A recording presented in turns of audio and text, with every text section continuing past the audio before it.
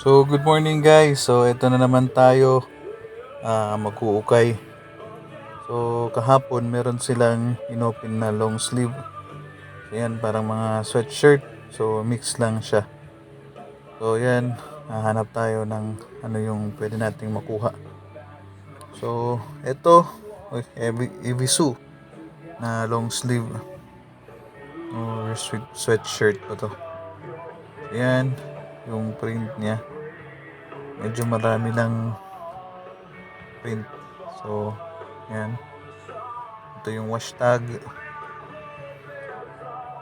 So, nice pa naman siya. Then, meron tayong nakitang Ralph Lauren.